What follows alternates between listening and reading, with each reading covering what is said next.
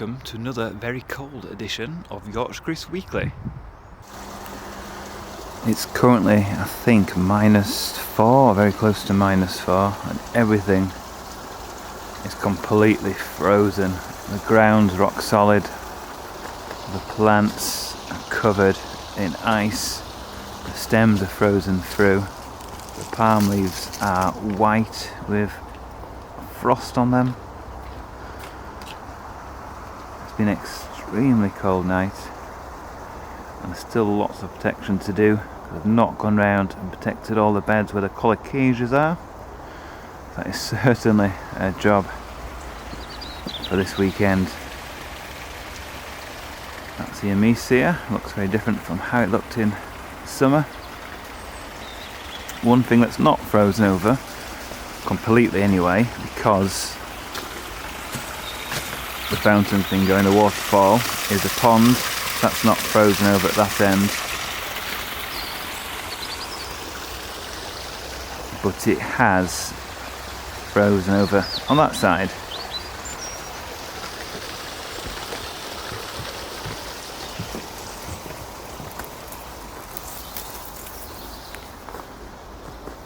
So that's the mule palm, the Cyathea cross. So that really needs protection, at its limit now of not being protected. So hopefully that'll be okay. The Gunner Manicata, that will be definitely fine, but looks very sorry for itself. The Cyathea should be okay, but the new leaves obviously won't be happy with the frost. The cannas will be cut back to the ground, and they're on the borderline now for the Dicksonia Antarctica leaves, so they're covered in frost now. Look beautiful, but I imagine some of these will blacken off when they defrost later in the morning. Hopefully they'll defrost. And this is a beautiful Dicksonia, which will be hard at these temperatures, no issue. Obviously riciness have had it, they've had it for a week or two now. But just here by the greenhouse, where the warmth has come off, there's a little bit, believe it or not, of irisine that's still hanging on in there, whereas the rest of it away from the greenhouse is total mush now.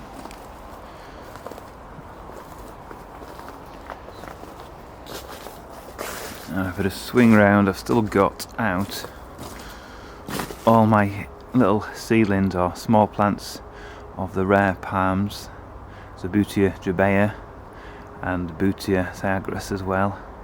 I should have really brought them in because they'll be frozen through now, which is unfortunate, but this should be okay. Things have gone to mush. There's a Trachycarpus Gemini sectus, which has not been protected, so we'll see how that gets on. And then this beautiful acacia with all the frost on, and the flower buds ready to flower in spring if it's not too cold for much longer.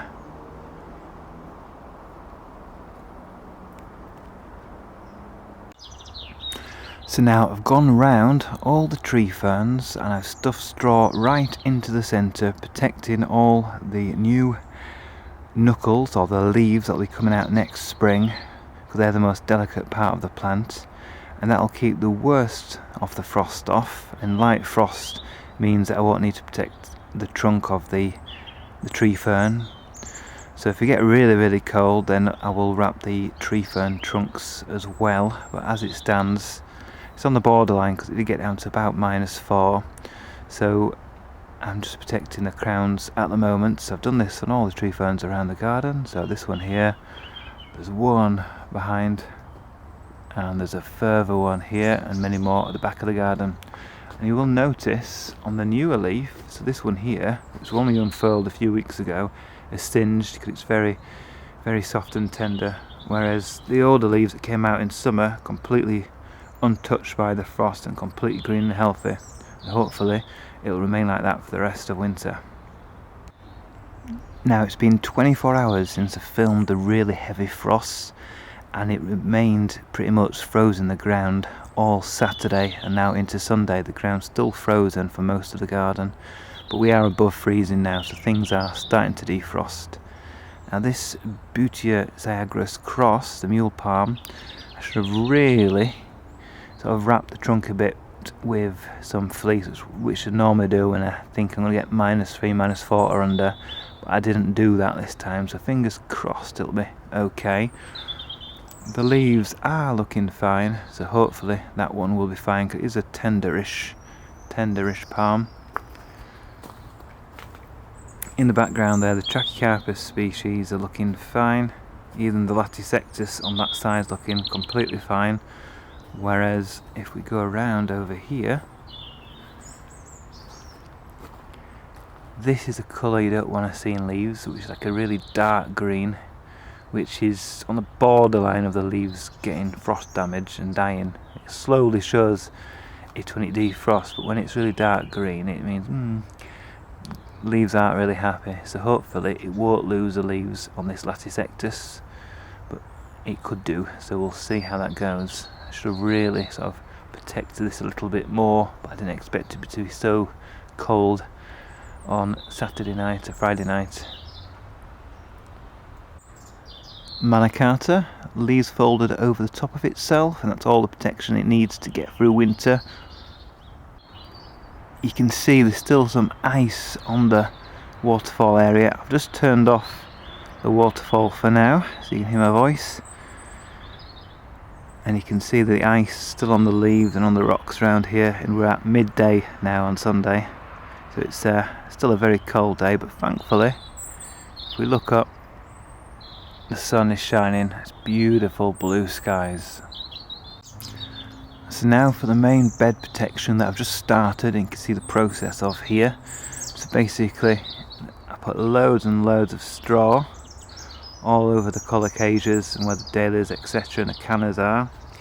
So you can see there, still got some of the Colocasias poking out, but I'll cut them back a bit because they're completely frozen solid at the moment, full of ice, and they'll go to mush as soon as they defrost.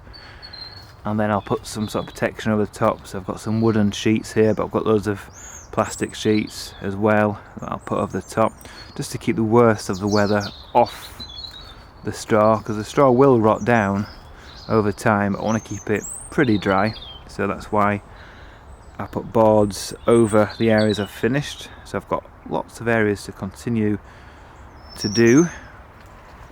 I have left this a little late, to be honest. I should have done this a week or two ago, but time is a wonderful thing that I don't always have.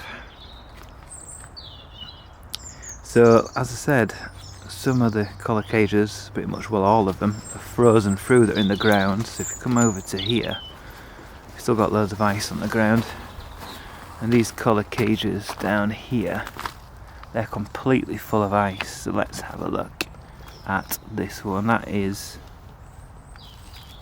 it's just defrosting now, so it's gone a bit soft, but that is full of ice.